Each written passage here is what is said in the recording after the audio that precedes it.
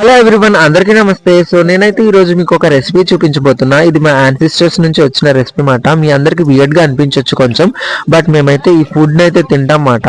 అదేంటంటే నేను summer holidays కి ఇంటికి వెళ్ళినప్పుడు మా డాడీకి ఒక తేనె పట్టు దొరికింది. సో అది ఇంటికి తీసుకొచ్చారు.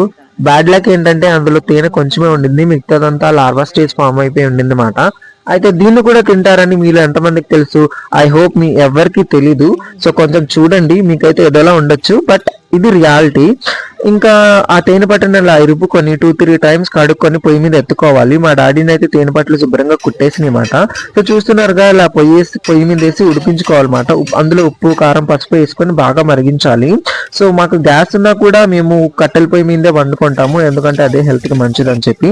ఇంకా ఒక ఉల్లిపాయ, పచ్చిమిరపకాయలు కోసి తాలింపు వేసుకొని ఆ ఉడికిన దాన్ని మళ్ళీ ఇందులో వేసుకొని ఆ ఉడుకుతున్న మిశ్రమంలోని కొంచెం రాగి పిండిలో నీళ్ళు వేసుకొని ఇలా చూస్తున్నారుగా, సూపీ కన్సిస్టెన్సీలో వచ్చేంత వరకు తిప్పుకోవాలన్నమాట. సో తిప్పుకుంటే తినడానికి ఈ రెసిపీ అయితే రెడీ అయిపోయింది.